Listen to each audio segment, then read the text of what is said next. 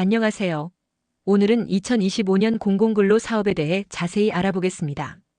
공공근로 사업이 무엇인지, 어떻게 참여할 수 있는지, 어떤 일을 하게 되는지, 그리고 4대 보험 혜택까지 차근차근 설명드릴게요.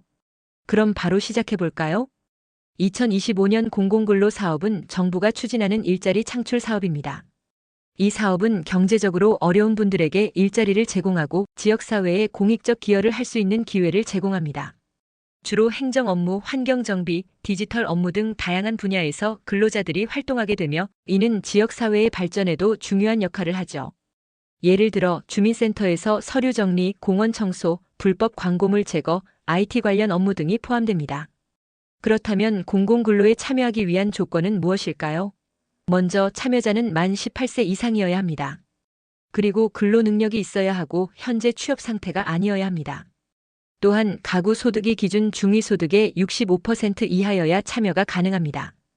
예를 들어 2025년 기준으로 가구 소득이 약 400만 원이라면 그 가구의 소득이 260만 원 이하여야 참여할 수 있다는 뜻입니다.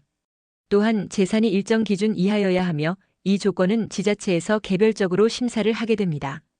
하지만 몇 가지 예외가 있습니다. 예를 들어 실업급여를 받는 사람이나 학생, 정규직으로 근무 중인 사람, 동일 가구에서 이미 다른 가족이 공공근로에 참여하는 경우는 참여가 제한될 수 있습니다. 따라서 본인의 자격 요건이 맞는지 잘 확인해야 합니다. 그렇다면 우대사항도 있는데요. 우대사항은 주로 장기 실업자, 저소득층, 취업 취약계층에 해당하는 분들입니다. 예를 들어 한 사람 이상의 자녀를 양육하는 가구의 부모, 장애인, 노인 등은 우대 대상이 될 수 있습니다. 이 외에도 취업 준비 중인 청년이나 경력 단절 여성에게도 우대 혜택이 있을 수 있으니 각 지역별로 제공되는 우대 사항을 확인하는 것이 중요합니다. 공공근로 사업에서 맡게 되는 업무는 주로 세 가지로 나눌 수 있습니다. 첫 번째, 행정 지원 업무입니다.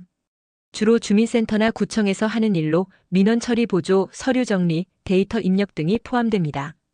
이 업무는 기본적인 컴퓨터 활용 능력과 사람들과 소통하는 능력이 필요한 경우가 많습니다. 두 번째, 환경 정비 업무입니다.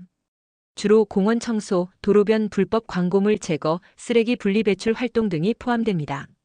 이 업무는 체력적인 부분이 필요할 수 있지만 지역 사회에 기여할 수 있는 의미 있는 활동입니다.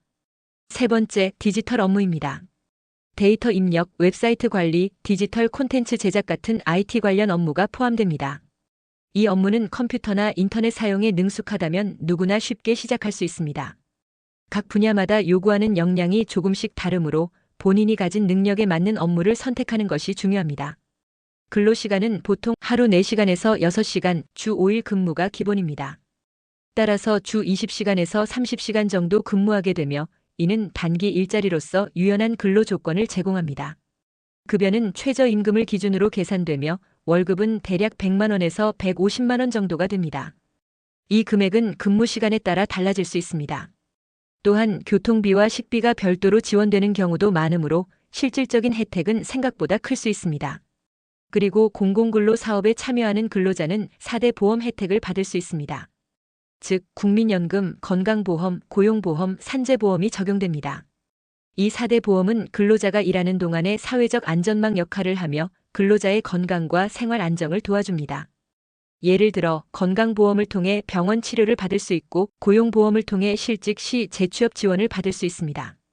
따라서 공공근로에 참여하면 단순히 급여를 받는 것 외에도 사회적 보호를 받을 수 있다는 점이 큰 장점입니다. 공공근로 사업에 참여하려면 주민센터나 지자체 홈페이지에서 모집 공고를 확인해야 합니다.